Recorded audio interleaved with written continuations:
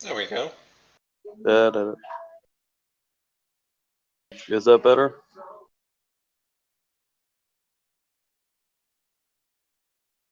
Hello, everyone, and welcome to the 18th episode of Dual Universe Explorers. For those of you who are new here, either watching on Twitch or on YouTube, Dual Universe Explorers is composed of a group of fans that came together from the Dual Universe forums to discuss the latest news about the game every week. We talk about everything from news shared on NovaQuark's social pages to hypothetical mechanics. Most especially, we muse about what we want out of the game and let our imaginations run wild with possibilities. Of course, that being said, we want to remind everyone that our opinions are our own and they're in no way affiliated with NovaQuark or anyone employed by NovaQuark.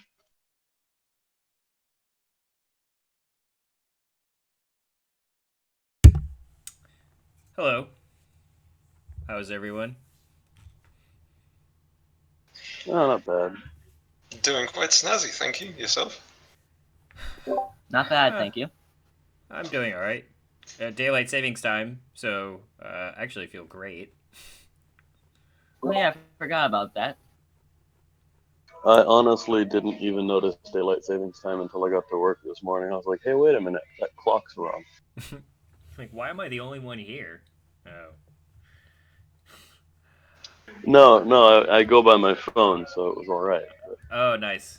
Yeah. Well, let's see. Who do we have here tonight? We have Master Eclipse, Megad, Megad, Just call me Mega, I guess. Mega, Thor, and Wilkes, who I think he's at work or something, but he's around. And yeah, so we're going to try something new. We're going to try to keep these episodes short from now on as Nova Cork is giving us less updates. I think that in turn, we can squeeze our episodes down a little bit. But by all means, if we end up talking for an hour, then we end up talking for an hour. Not a whole lot of news this week. So, Uh, let's see. We had the new forum sections open up. There was the fan fiction section, which has 3 subforums in it. Do you guys know them off the top of your heads? there's one for the fan art and one for fan fiction, and the other one's Dual Universe Agora or something like that, which is what it was from another subform just pulled over. I forget what it was called before, but yeah, that's What what it is. I think it was everything out of the Dual Universe library. I think the Oh, Dual U- sorry, it's Nova Quark Agora, Nova Quark Archives, and Nova Quark Art Gallery. Novark. Nova Quark, yeah, sorry, my bad. Novark Agora was up in the pre-alpha thematics previously with a different name that I forget. Yeah, I think it was the Dual Universe library. Library of Mankind's History, that's what it was. Yeah. So the Library of Mankind became the discussions and ideas about the game lore subforum. So not specifically the same as a fan fiction subforum, which would be the Novark Archives, and that subforum is where if you're writing stories now about the game, um, coming up with your own fan fiction, that's where you would post it. Right. Interestingly, they do have some guidelines they posted in the subforum about basically rules that one should follow if they are writing a story for Dual Universe, if they want it to become official lore, or if they want it to follow the official lore. Um, I'll just read off the rules now. It says you can't use Dual Universe nor Nova Quark in the title of your fan fiction. You have to put the tag non-canon in the title. These are mainly like rules about how it has to be posted. Let's see here. Do not expect to see the fan fiction integrated into the official storyline. Expect many players to ignore it. As for keeping consistency when role playing with each other, it's only natural that players aim to have the same lore references. Regardless, the I guess the meat of the rules is stuff like no explicit sexual content, verbal violence and cursing is tolerated, but it has to be limited. No alien creatures. That's an interesting one. So no talking about alien creatures. Uh, Physical violence should be limited. No gore. Hate speech, racism, hate speech towards real religions isn't allowed. So no referencing any real religions and no writing, the Turner Diaries. Real politics propaganda isn't allowed. I mean, in theory, you're writing a story that takes place like hundreds of years from now, and it's hard to believe that any of the political parties around from now are going to be there. I'd like to believe that we'll live in a better future, but who knows? Then again, And if you have something like the destruction of the world imminent, I can't imagine politics will be that nice and flowery.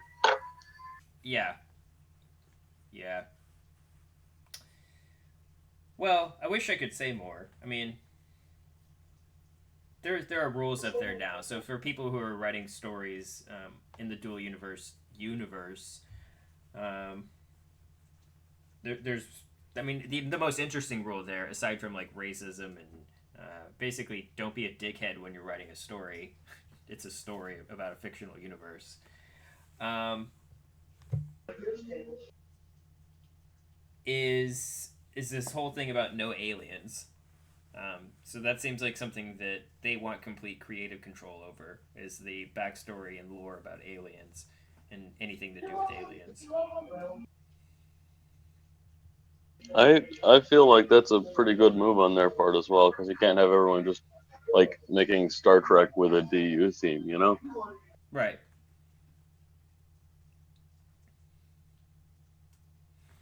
Um, Says here, I think the most important piece here is an important lore update is planned for Tuesday, the 15th of November, 2016. This might give you answers to a lot of questions you might have until now. It's highly recommended to not set into stone what you have imagined for your fan fiction before having read this update, if you aim to see the fan fiction integrated. So, I think that they are pretty explicit about what they're doing here. That they want Dual Universe to be the ultimate sandbox game, and in that sense, even the story behind the game should be left up to the players to decide amongst themselves. Um, but it's interesting here too that players who want their stories to be official have the opportunity to try to do that by writing good fan fiction, good backstories. And I suppose the more popular ones, are going to be referenced by other people's fan fiction. So, um, yeah, I feel like I'm giving a lot of hints here myself based What on I'm what I know. what I'm hoping to see is hopefully they clean up the lore that they have written already, because it seems a little bit hurried and somewhat contradictory to itself even, and I'm hoping they clear that up a little in the November 15th release. Oh yeah, didn't we have this discussion this week about how yeah, you were with me. We tried putting all of the dates that were Yeah, referenced in the stories into a timeline, into a spreadsheet, and when you start charting it out on a timeline, um, it there's just it, things that it don't make sense. the whole departure from Earth thing gets a little hectic and like last minute type thing, as if they didn't have 500 years to prepare. Yeah, yeah. Like if you read the section 1 of the lore that's posted on the forums, like the official story with Sohan Decker being the first one who's woken up, um, it's I don't know the word I'm trying to come up with for it. It's not consistent, I think is the word I'm looking for. It seems to like contradict itself in the first couple of paragraphs. not only that, but they have the neutron star that is discovered that eventually comes and destroys Earth is discovered in 2027 by the James Webb Telescope. Um, and it's discovered because it destroys a star system that's about 500 light years away. It's a real star system. I looked it up and all that stuff. The problem is they have it showing up here 500 years later, and in order to do that, it would have to be traveling at a third the speed of light to get here in that amount of time. So I don't know that that's entirely a thing, but it seems a little iffy. Space is relative. So let's say that the speed that it's traveling is possible. Give that away. Give that to them. But on the other hand, if it's gonna, are we talking about the time it would take for the neutron star to physically reach the Earth and like smash it into the Earth to destroy it, or are we talking about the amount of time it would take for the neutron star to be close enough to the Earth to cause a big enough of an impact to destroy it? Although I suppose if it's traveling a third of the speed of light, then its speed doesn't. It doesn't really matter, no.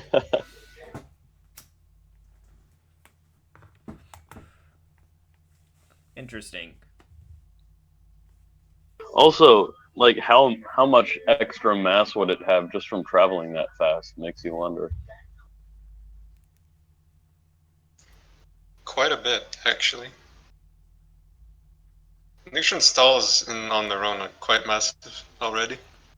So I something bel of that size going that speed is gonna leave quite the gravitational wake as it passes.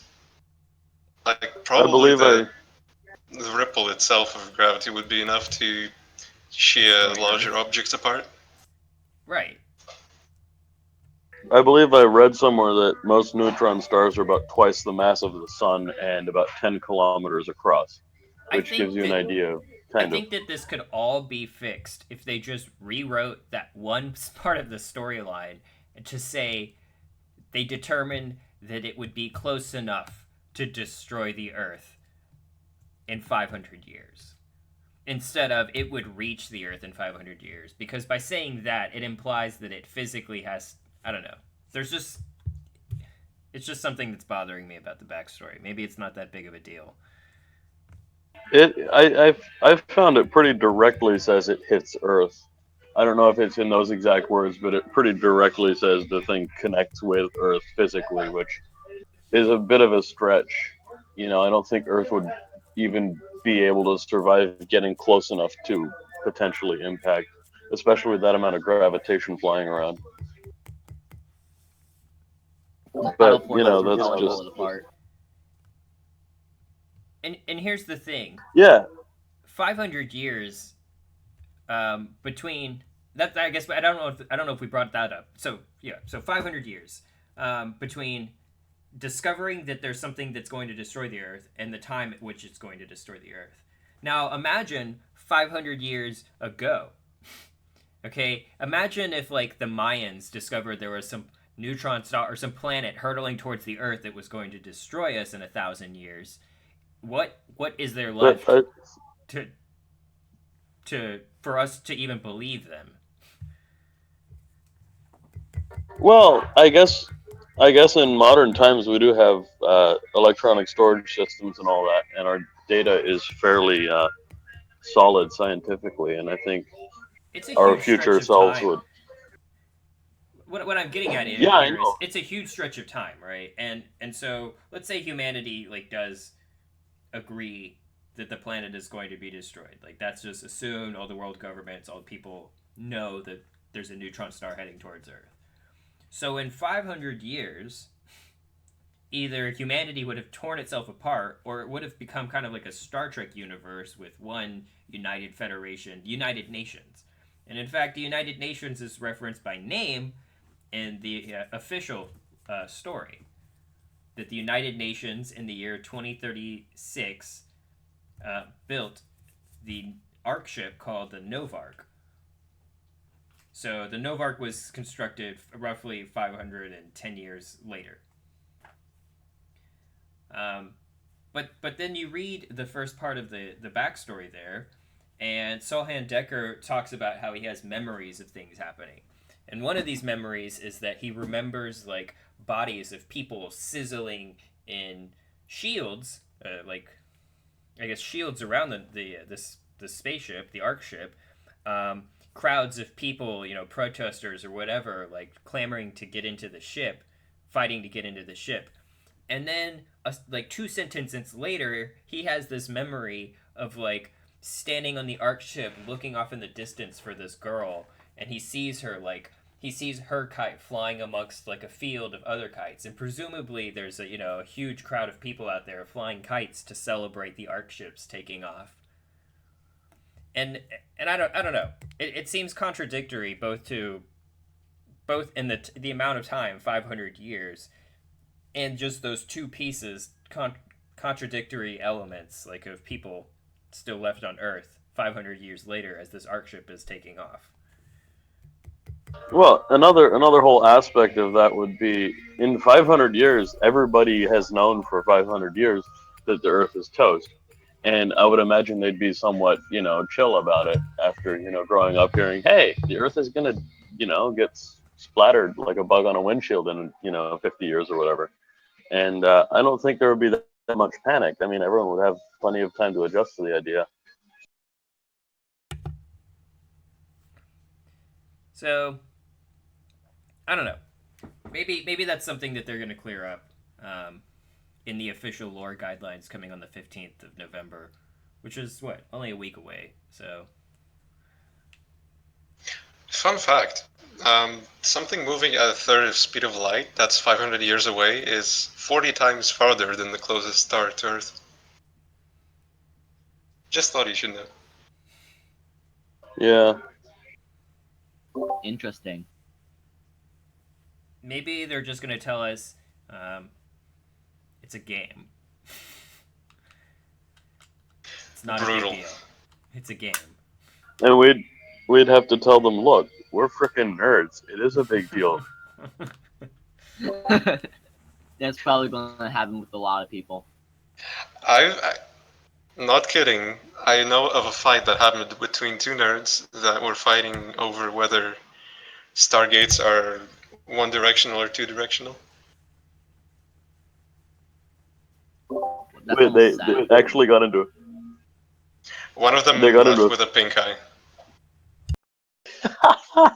That is awesome. Jesus. So yes, it's very serious to know the lore of the game.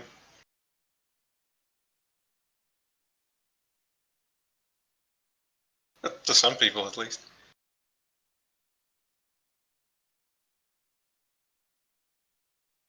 So yeah, hopefully we get some bit more clarity on the lore and the guidelines and all that. That'll be pretty awesome.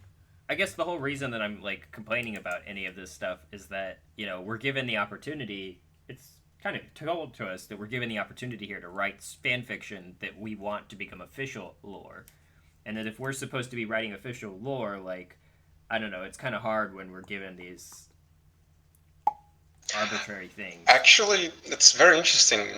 Now, if we put it into a frame, this is basically crowdsourced writing. Yeah. It really is, but think of how awesome it would be to be playing a game in like 10 years and everyone's just like digging the lore and you're like, yeah, well, I wrote that, Yeah, but here's the thing.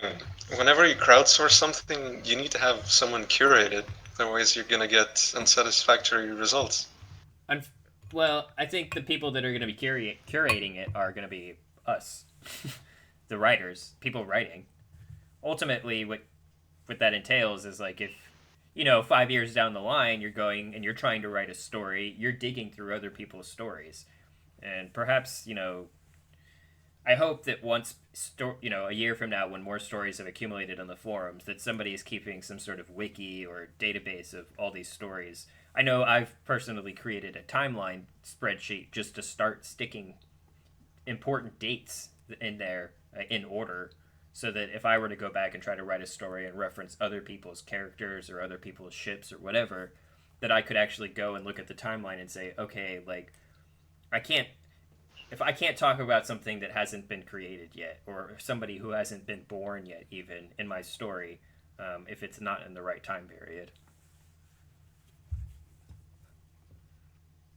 Yeah, but not only that, but I would imagine the community on the whole is going to be able to say we want that, but we don't want that. So if someone just writes some like thing about the Torque Motor Corporation doing this or that, and nobody really cares, um, then I don't think that will be made into canon. But if somebody writes some awesome thing about whatever that really feels like it fits in with the whole universe and the storyline and brings like a whole lot of life and interesting tidbits here and there into the story, When I that will be the kind of imagine thing that they're looking for.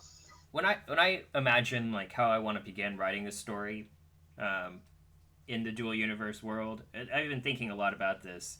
It would begin with like the perspective of who is actually reading the story. So the story is presumably being read from the time frame of somebody who is alive, 10,000 years from now, in on Alioth. So you've been unfrozen, you're coming out of Alioth, and then you're given like this library of knowledge, and you're going back and reading through history. So when you're writing a story, it's like being told in a different perspective. Um, I kind of imagine somebody going to like an archive or whatever and like having some computer like, tell them like you've requested record blah blah blah blah blah, like 2-377JR, and like they give you this book or this disc or whatever, and like this disc is a history of someone's life, or maybe it's a story from the past. Actually, I'm really on board with the idea of finding random bits of player lore in game. I think that would be really cool. Oh yeah, the whole thing is immensely exciting when you think about we're just people who are going to be playing the game when it hopefully comes out, and for the developers to be saying, hey, we want you guys to help craft the essence of this universe. It's kind of cool. And equally as cool, I think, is that the community are the ones that are going to be dictating what they feel should be lore or not, just simply by what they write. I think integrating lore in-game itself would be pretty straightforward. Like, imagine if you have an excavation operation, right? Like dozens of mine shafts, etc. You could leave behind, as you exhaust the mine shaft, a log of all the activities that happen, all the significant events for someone else to find, for example. Little tidbits like that. I I, Well, another thing. I want to write a story about 3,000 years after the Ark ship takes off, two brothers are awoken, and they're told that there's some impending catastrophe, and that they are the only ones who uh, know how to fix it, or who may know how to repair the issue, or who can solve the issue, and they have to work together to do it. And at some point, while they're working together, and over the next few weeks or months or whatever, alive on the Ark ship by themselves, surrounded by all these frozen corpses, one of the brothers believes that the only way to stop the issue is by waking everybody up on the ship, and the other brother realizes that no, like you can't destroy humanity that way because it would destroy the whole mission. So he ends up killing his other brother. But that story is, still 6,000 years in the past from when the Ark ship even lands. So by the time anybody even reads that story or the records of that story, I don't know. I feel like it's like ancient knowledge at that point. It really is ancient knowledge. It's 10,000 years in the past. Yeah, it is.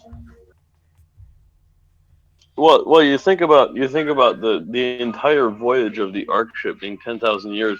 That spans more time than the entire history of mankind that we know about up until now in the present day. It's actually quite Recorded mind-boggling. history.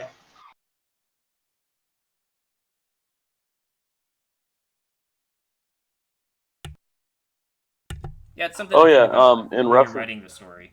Just the frame of reference when, as to who your audience is. back to what I think Mega said about leaving tidbits of knowledge behind even while you're playing the game. I think it would be like an opportunity for somebody to start some like records keeping organization in the game that would like keep a record of like the first giant station that maybe got destroyed later in some conflict over this or that, and keep records of that and like keep that in the wiki and that sort of thing. So, like a group that would be maintaining the wiki and doing all that sort of thing would be pretty Not freaking only awesome, I think.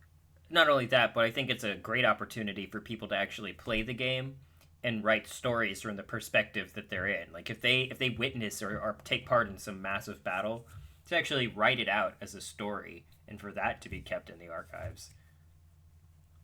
Well, yeah, and like if there's an in-game organization that is maintaining the archives, they could maybe offer in-game cash prizes for accounts of this or that, or maybe approach people and say, hey, if you give us your account of this happening, then we will help you out with this or that. It would be pretty cool. I would register novarchives.com. You heard it here first. No car. Wait, no. Novarchive.es.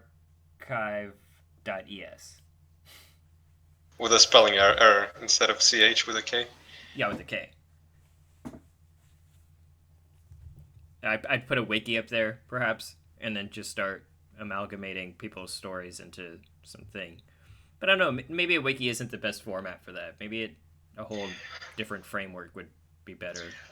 Perhaps incorporating something into the UI itself, like a logbook, would be something that Yeah. would make sense.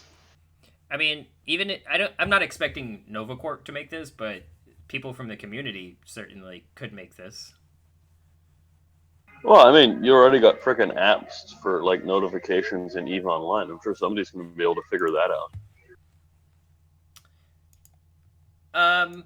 Anyways, I think we've talked about that quite a bit. I did want to show the other bit of news that we received this week, other than talking about fan fiction this whole episode. We got a newsletter that came out this week, and we got a whole new dev blog post on scanning and mining. Does anybody want to talk about that? Sure. They released basically a GIF of the mining process in their dev blog, and honestly, the thing looks pretty good. It's just the hand and a little graphic on whatever he's pointing it at, and he's disintegrating the rock or the ground or whatever, and it shows how much resources he's gathering. And it's just it's short, it's simple. It just shows that there's a bit of a cooldown on each time you use it and all that sort of thing. But it looks pretty awesome, and it demonstrates how at least the mining will look, or they think it will look. They also went into some pretty in-depth stuff on scanning, which sounds like it's going to be quite immersive, because there's no just space engineers shiny patch on ground tells you what it is when you show up with an ore detector. Apparently, you're going to have to do area scans, which are basically, I guess, scan a sphere of this much and say, hey, this is in here. Doesn't tell you where. And then you have a directional scan, which says, well, in this cone of, stuff, I guess that far away is, this stuff. And you basically have to figure out how to combine the two different methods to pinpoint the location of your ore vein or pocket. They also said ore will be large. What kind of ore you find depends on the biome. So if it's like woods, then you're might going to find this type of thing under there. Or if you're at some polar ice cap, you might find something else under there. And there will be certain things that you will not be able to find on Alioth, and I would imagine an extension other planets might not have certain resources. So it's a fairly long explanation about it all, but I like how it goes, how they went in depth about it and tried to illustrate how much we will be able to increase our skills, not just by clicking learn on a thing, but also having to have actual like knowledge of how stuff is. and that sort of thing always makes me happy because it separates the people who actually know what they're doing from the people who don't, and it's not so much, "Ooh, I have level 5 mining, so I get stuff." It's more, "I have a good technique." So yeah, I found that quite awesome, and it looks like it's going to be quite fun.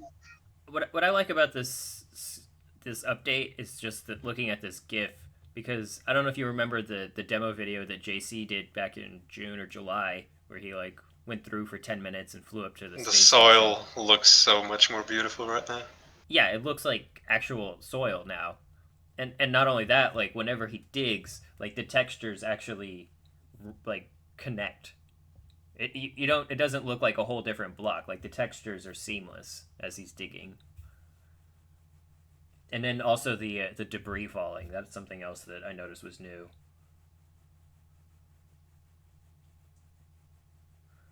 On the Yeah, topic, This just shows that this is already way ahead of space engineers or anything out with the voxels right now. yeah, space engineers eat your heart out. um, on the topic of scanning, it, I have the screenshots here from the dev blog. But just looking at this first screenshot here of the quote surrounding technique, it really reminded me of EVE Online, and especially the way the dev blog talks about how you put down these, I guess, probes, these scanning probes, and they make spheres of influence, Really? and that's yeah. Did they mention scanning probes? I thought it was you moving around with your ship. Is it you? What they have is you can save the sphere as a spot. You still have to move one spot to the next, but you can instead of just having it disappear when you go to the next one, if you find something, you can kind of leave the bubble up when you go to the next one or something like that. I'm not sure how to put it in my own words, but I got the idea that you have to still go and individually place, go to each place you want the center of the sphere to be, but you can choose whether or not it stays there as like just a graphic or whatever. That's what I got out of it. Yeah, the impression that I got out of it was that it's very much like EVE Online's scanning system. It is. Except instead of being able to deploy 8 probes at once at pre-designed locations, you have to now move to the locations physically of where you want the quote probes to be. Yeah, So, like on basically. EVE Online, you deploy 8 probes like in a sphere or a cube. Here you would have to move to those 8 points to get a precise scan. And I imagine the deeper the materials are, that the less chance you have of finding one simply because of the shape of a sphere. Like if something is 500 meters underground, they actually have a chart here that I'll throw up. Um, let's see, where is it? Well, Yeah, I'll part put it up. But you know for the deeper stuff, that's more where the directional scan will come in, and you basically have to like run along, popping your D scan every now and then just to find, oh hey, there's rare Orium like 500 meters down, and now I got to figure out where exactly it is.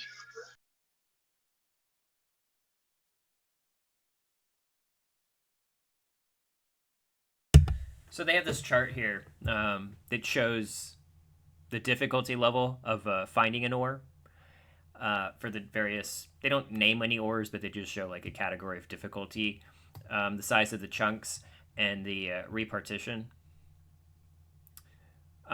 So like, visible ore that's visible from the surface is something that you wouldn't have to scan to find. Of course, the size of the chunks are going to be smaller. Then there's ore that's abundant, that's just going to barely be below the surface of the ground, but it's going to be the most common ore. I'm assuming things like copper and iron, like just generic ore, um, will have small to large chunks. Then it goes down the list from normal to uncommon to rare, and something between normal and uncommon is between 5 and 150 meters deep, but they're not everywhere. They'll be biome specific, but they'll have larger chunks. Then you have uncommon ore that are more than 150 meters underground and are not very abundant. They'll have medium to large chunks as well. And then the very last category is rare. It says that they're very deep, more than 500 meters, rare and hard to find, and they have small chunks.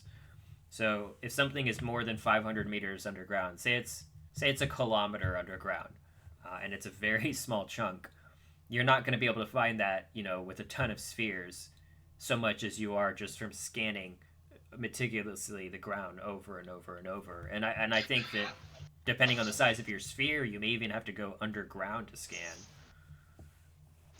That's the thing. I think this points out that the major defining thing that will tell, basically define how you scan these things is the ranges. Like, for instance, if your directional scan is less than 500 meters, you're basically gonna be tunnel boring. You will not be able to constantly triangulate from the surface. I honestly think it would be a great way to regulate how fast you can gain tech. Just to have the very rare ores be what you need to make things to go into space. Maybe you won't need so much of it, but essentially everyone will have to, you know, level up their skill with getting normal and uncommon ores before they can even think about getting the rare stuff. Because that directional scan only has X number of meters of range. So, hey, if you're not leveled up enough, you can't see that stuff. So, good luck just digging holes. Also, one more thing. The thing I think that will make or break this thing is how they visualize your past scans. Because we're not talking about 2 dimensions here. Will they show what you've scanned previously physically in the game space? Like, would you be able to see where you scanned? Or are we gonna get a 3D manipulation screen or something? That's what I want to know. I think it would be cool if you could store that somewhere as part of like your area map, and obviously with the sphere scan and the directional scan, it's going to take a little bit of finagling to get the exact position and shape of that vein, and you may never do it, but you'll get basically a fuzzy blob of where you know there's something, perhaps. Here's the thing though. Dual Universe is, from the developer's mouth, is supposed to be primarily a first-person experience, right? But scanning as it works in Eve requires a completely new 3-dimensionally rotatable space that you can physically see what you're trying to triangulate. So it's going to Otherwise, be very difficult. It It's going to becomes be very too difficult. It becomes a very specialized task, something that's so annoying that you don't want to do it, but there's somebody out there who finds it like just like Eve probe scanning. I hate scanning in Eve. Yeah, I don't know if you've done. I'm sure you guys have done it, and I'm sure one of you likes doing it, but I hate it. I hate probe scanning in Eve, but in the same vein, in Dual Universe, I imagine that there'll be people who enjoy doing it for some reason, and we'll pay them to go do that. It won't. It will be a rare skill, perhaps, and it's something that people can make money doing. Oh, there's going to be those guys who can just like go out there and like land on a planet and 10 minutes later have like the rarest of the rare ores just pinpointed within like 5 meters. And it'll be, and we'll be like, how do you do that? Because we'll be the ones who are like, we hate doing that. That sounds so annoying. And they're like, no, it's easy. Just blah blah blah blah blah blah blah. And you're like, yeah, I'm not doing that. No, and that's the kind of guy that's going to get pursued by like every freaking building corporation ever, and they're going to like, we'll pay you ungodly salaries to go find us this stuff. We want you. And it kind of gives something for new players to do. Even like tasks for new players don't necessarily have to be the most fun task. I know mining isn't going to be probably the most fun task after a while. I think we've seen the most of it in that GIF. So if a new player wants to make money, it's like the tasks that are boring are the tasks that new players are going to be the ones doing because they don't have the skills to do anything, and they still need the opportunity to be able to make money on their own. It's not like they're going to be doing it forever. Some people will like doing it and will just naturally be the ones getting rich doing it. Well, I think we'll see corporations hiring new players for exactly that purpose. They're looking for people who are looking to increase their skills in whatever the nanoformer bracket is. I can imagine there's at least some overlap between, blowing up ground into nothing and turning it back into spaceship or whatever. I don't know. But it's going to be interesting to see how the work economy grows out of this, as well as the economy of materials.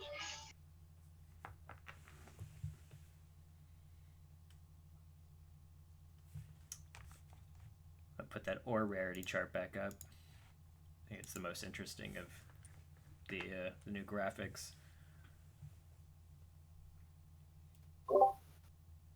Personally, I really like that or difficult. I feel it'll really add something to the game instead of just being space engineer. Find a little vein, and then there, just below the surface, there's some ore.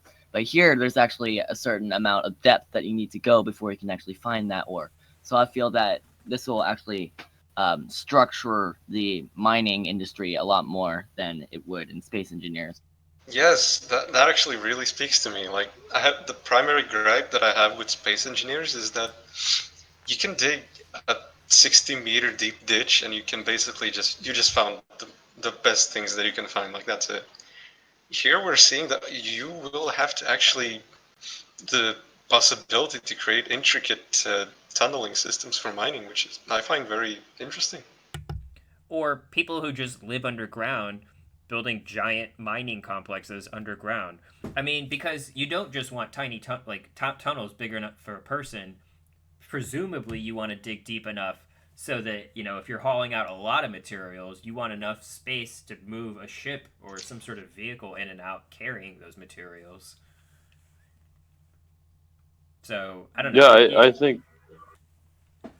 I think we're gonna see some pretty freaking awesome mining complexes with giant shafts that spaceships just like sail down, and then there's like some big underground city down there with rivers of molten gold or whatever. I don't know. I'm getting carried away.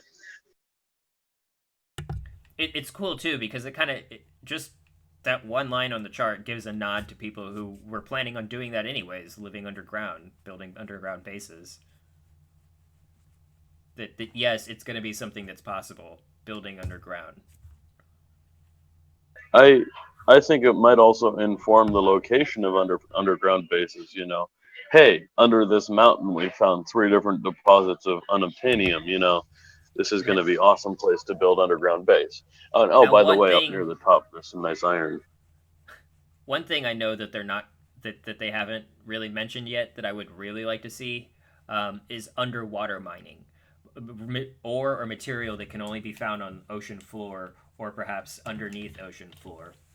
So something that would require you not only to go underwater, but if you wanted to mine down there to build some sort of mining like underwater base to actually gather the materials that are down there.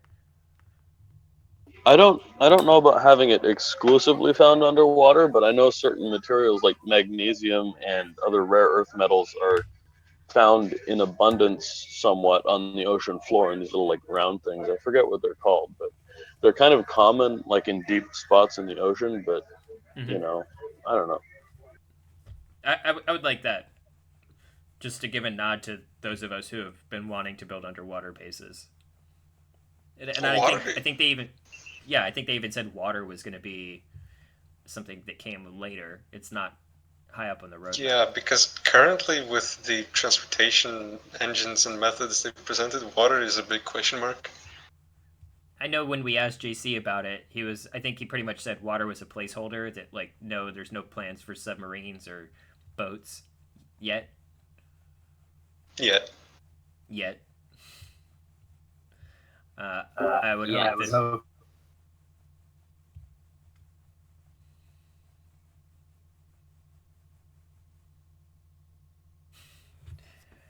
got kind of awkwardly quiet.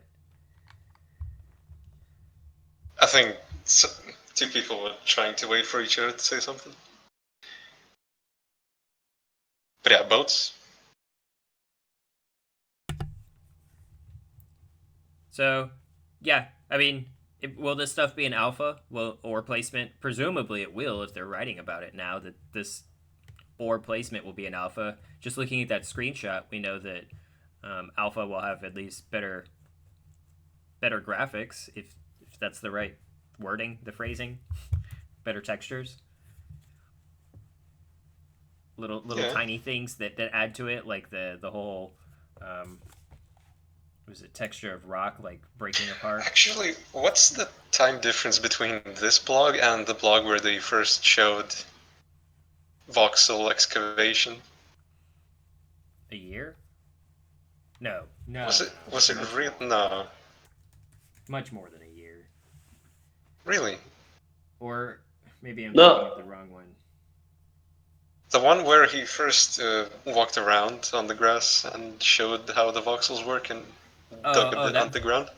that video was June, I think, or July. Probably July or August. So that's what, about half a year now? Not even. What is that? 3 4 months? Wow. So get this, they made this much progress already in 3 months. That's crazy. A lot of little things. So I said like what we saw in the demo and what I saw at PAX, like the game looks really close to being able to allow us to test it. And it's not going to be released to the semi-restricted public for what, 3 more months? At the very least, I want to say May, April, May. So the amount of But changes that we've seen from that devlog to this could just literally double. We could see some crazy things until we play the game. by the time we reach episode 50, Alpha should have been out. So there's that. I kind of use our episodes as a countdown. 50. Wow. So we're almost halfway there. Yeah, we're at episode 18.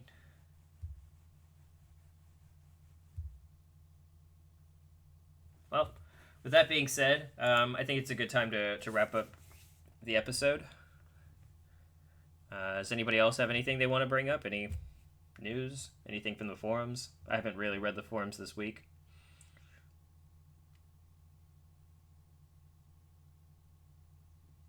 Cool. Well, I found a...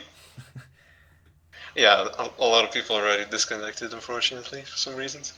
I found this interesting chart of the current alliance, or rather organization sizes on the forums from Anasi. Have you seen it? I've not. Really? You've commented on it. Come on. Then, I mean, I've got like almost 500 posts. It's hard to remember. Yeah, I linked it.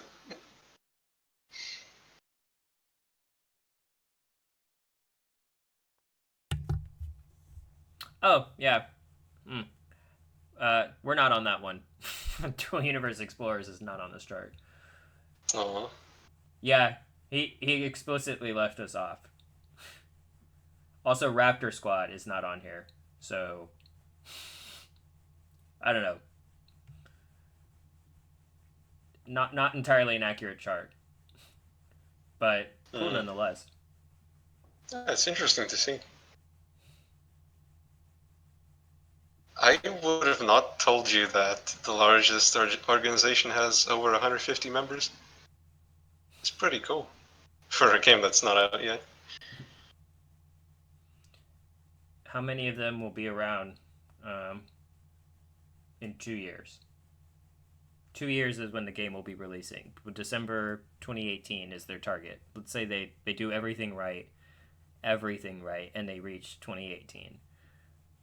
How many people will still be around then? I think that the way the organizations look is going to change drastically, especially as more people are able to play the game who otherwise didn't know anything about the Kickstarter or even have heard about the game. I think we could only answer that after we have seen some alpha gameplay, but until then... I want to come back to this chart in a year. after alpha's been out for a while, and after people have actually played the game, and like perhaps different people have joined, etc. Yeah, it would make for quite an interesting comparison. But on that note, I think we will have to return to this comparison next week. All right. Cool. Well, next week probably also I'm imagining throughout this week we're not going to get a whole lot of updates. So anything that comes this way will be a surprise. Thor, you want to say bye? No, can't talk right now. Mega. Bye! Yeah. See everyone next week.